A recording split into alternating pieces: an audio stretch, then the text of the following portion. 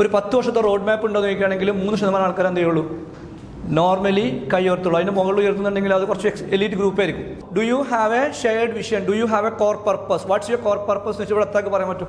ബിസിനസ്സിൽ 2 കാര്യങ്ങളുള്ളൂ. ഒന്ന് creative work, പിന്നെന്താണ് ഒന്ന് റിപ്പീറ്റേറ്റീവ് വർക്ക്സ്.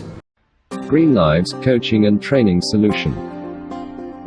ഹാർവാർഡ് ബിസിനസ് സ്കൂളിൻ്റെ 1984 ഒരു കേസ് സ്റ്റഡി അനുസരിച്ചിട്ട് അവിടുന്ന് പഠിച്ചിറങ്ങുന്ന പിള്ളേരോട് സ്റ്റുഡൻസിനോട് ഗ്രാജുവേറ്റ് സ്റ്റുഡൻസിനോട് ചോദിച്ചു, നിങ്ങൾക്ക് ആക്ച്വലി എന്താണ് ആവേണ്ടത്, അല്ലെങ്കിൽ നിങ്ങൾ ഒരു റോഡ് മാപ്പ് ഉണ്ടോ എന്ന് ചോദിച്ചപ്പോൾ കൃത്യമായിട്ട് റോഡ് മാപ്പ് ഉണ്ടായിരുന്ന 84% സ്റ്റുഡൻസിനും റോഡ് മാപ്പ് ഉണ്ടായിരുന്നില്ല. ഇന്നും അതന്നെയാണ് അവസ്ഥ.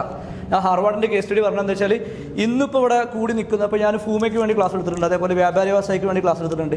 അങ്ങനെയുള്ള ആളുകൾ ക്ലാസ് എടുക്കുന്ന സമയത്ത് ഇപ്പോൾ സ്റ്റേറ്റ് ലെവൽ ലീഡേഴ്സിന്, ഇപ്പോൾ ഞാൻ കഴിഞ്ഞ ദിവസം എനിക്ക് സ്റ്റേറ്റ് ലെവൽ ലീഡേഴ്സിന് ഒരു വലിയ ഓർഗനൈസേഷൻ്റെ വേണ്ടി അപ്പോൾ ഒരു 100 ആൾക്കാരൊക്കെ ഉണ്ടെങ്കിൽ 100 ആളോട് ചോദിക്കുകയാണ്. അതിൽ PhD സ്കോളേഴ്സ് ഉണ്ട്, ഡോക്ടേഴ്സ് ഉണ്ട്, എഞ്ചിനീയേഴ്സ് ഉണ്ട്, എല്ലാ കാറ്റഗറി എഡ്യൂക്കേറ്റഡ് ആയിട്ടുള്ള ആളുകളോട് ചോദിക്കുകയാണെങ്കിൽ do you have A road map എന്ന് ചോദിക്കുകയാണെങ്കിൽ 3% ആളുകൾ മാത്രമേ കൈ ഉയർത്താറുള്ളൂ.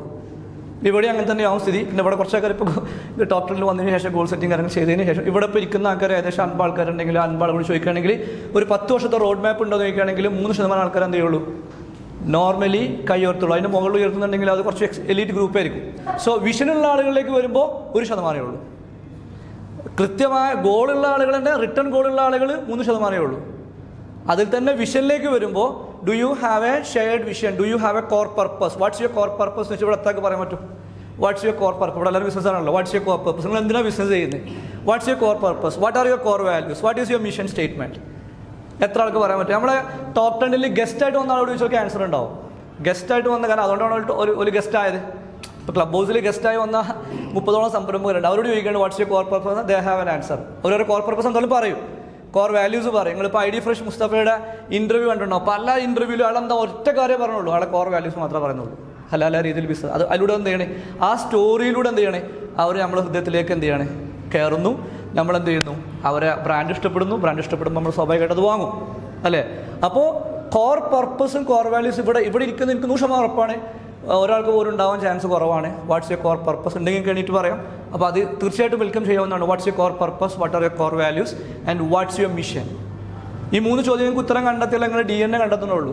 നമ്മൾ DNA കണ്ടെത്താന്ന് പറയും, മനുഷ്യൻ്റെ DNA കണ്ടെത്തി. അതായത് എന്താണ് ചെയ്യുന്നത് ഇവിടെ എല്ലാവർക്കും അറിയാം, എന്താണ് ഞാൻ ചെയ്യുന്നതെന്ന് എല്ലാവർക്കും അറിയാം, എങ്ങനെ ചെയ്യണം എന്നുള്ളത് നിങ്ങൾക്ക് അറിയാം. കാരണം നിങ്ങൾ വർഷങ്ങളുടെ എക്സ്പീരിയൻസ് ഉള്ള ആൾക്കാരാണ്. 30, 40 വർഷം ബിസിനസ് ചെയ്യുന്ന ആൾക്കാർ എങ്ങനെ ചെയ്യണം നമ്മൾ പറഞ്ഞേണ്ട ആവശ്യമില്ല. പക്ഷേ എന്തിനാണ് ബിസിനസ് ചെയ്യുന്നത് വെച്ചാൽ do you have a shared vision? ഇതുണ്ടെങ്കിൽ മാത്രമേ ഫണ്ട് വരുള്ളൂ.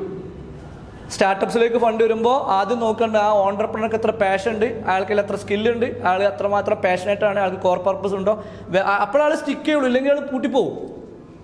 കാരണം കാറ്റടിക്കുമ്പോൾ എല്ലാ മരങ്ങളും അളകും, ഇലകൾ അളകും. പക്ഷേ ചില മരങ്ങൾ എന്ത് ചെയ്യും? കട പോയേക്ക് പോവും കംപ്ലീറ്റ്. അത് വേര് സ്ട്രോങ് അല്ലാത്തൊക്കെ എന്താവും? കട പോയേക്കിട്ട് എന്ത് ചെയ്യും? വലിയ കാറ്റത്ത് പോവും. പക്ഷെ ആളിനൊന്നും സംഭവിക്കില്ല. ഓക്ട്രി എന്ന് പറയും ഇംഗ്ലീഷുകാർ. ഓക്ട്രി എന്ത് ചെയ്യും? ഒന്നും സംഭവിക്കില്ല. കാരണം എന്താണ്? ഓക്ട്രിൻ്റെ വേര് അടിക്ക് പോയിട്ടുണ്ടാവും. ഈ വേരാണ് ആക്ച്വലി എന്ത്? Core purpose, core values plus mission. Owner dependency കുറഞ്ഞ് ആക്ഷൻ കൺസിസ്റ്റൻസി ഉണ്ടായി ബിസിനസ്സിൽ എഫിഷ്യൻസി ഉണ്ടാക്കലാണ് ആക്ച്വലി റിയൽ ബിസിനസ് ഓട്ടോബിലിറ്റ് ആവുമെന്ന് പറഞ്ഞാൽ. അപ്പോൾ ഇവിടെ ഉള്ള പല ബിസിനസ്സുകാർക്കും എന്തുണ്ടാവും? ആക്ഷൻ കൺസിസ്റ്റൻസി ഉണ്ടാവും. എപ്പോൾ ഉണ്ടാവും? അവർ ബിസിനസ്സിൽ അവരാണ് ആക്ഷൻ കൺസിസ്റ്റൻസി കൊണ്ടുവരുന്നത്, അവരാണ് മാർക്കറ്റിംഗ് ചെയ്യുന്നത്, അവരാണ് സെയിൽ ചെയ്യുന്നത്, അവരാണ് ഓപ്പറേഷനിൽ ആക്റ്റീവ് ആവുന്നത്, അവരാണ് R&D ചെയ്യുന്നത്, അവർ തന്നെയാണ് എന്ത് ചെയ്യുന്നത്? ചിലപ്പോൾ അക്കൗണ്ട്സും ചെക്ക് ചെയ്യുക, അവർ തന്നെയാണ് എന്ത് ചെയ്യുന്നത്?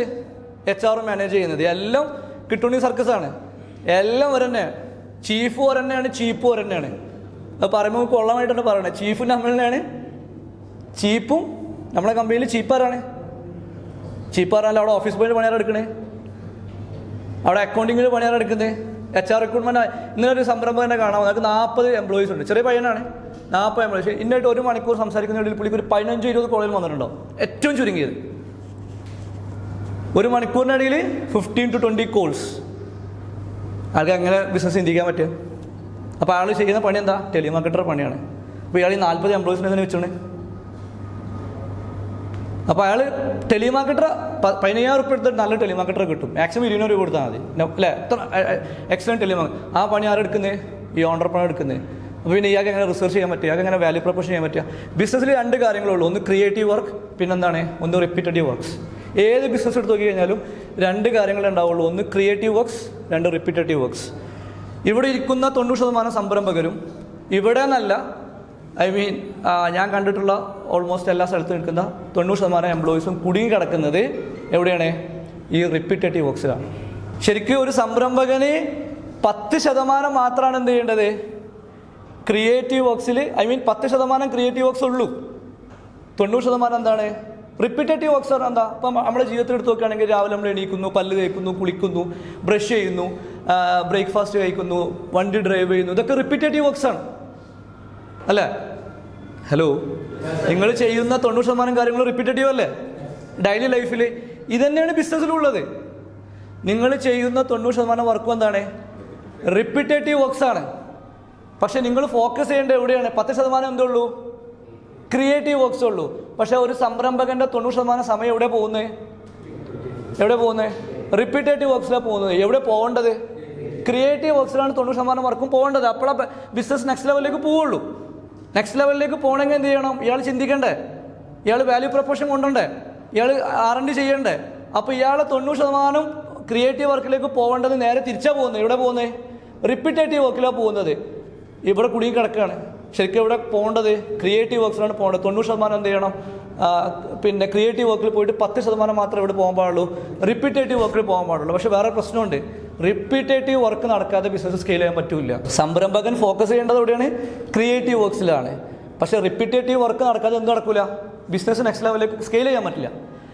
അതായത് ഒരു ഫോർ എക്സാമ്പിൾ ഇപ്പോൾ ഈ സ്ലൈഡ് ഉണ്ടാക്കുക എന്നുള്ളത് എന്താണ്? ക്രിയേറ്റീവ് വർക്കാണ്.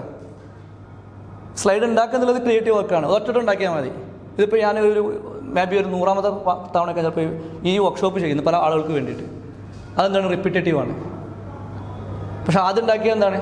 ക്രിയേറ്റീവ്. ഒരു പുസ്തകം എഴുതുന്നില്ല എന്താണ്? ക്രിയേറ്റീവ് വർക്കാണ്. ആ ക്രിയേറ്റീവ് വർക്ക് ഉണ്ടാക്കിയോട് മാത്രം എന്ത് ചെയ്യില്ല? ബിസിനസ് വരുമോ? പിന്നെ എന്ത് ചെയ്യണം? അത് പ്രിൻ്റ് എടുത്ത് പോകണം. ഒരു ചിത്രം വരക്കുക എന്നുള്ളത് എന്താണ്? ക്രിയേറ്റീവ് വർക്കാണ്. അത് പ്രിൻ്റ് എടുത്ത് കൊടുക്കുക എന്നുള്ളത് എന്താണ്? റിപ്പീറ്റേറ്റീവ് വർക്ക്സാണ്. അപ്പോൾ രണ്ടും നടക്കണം.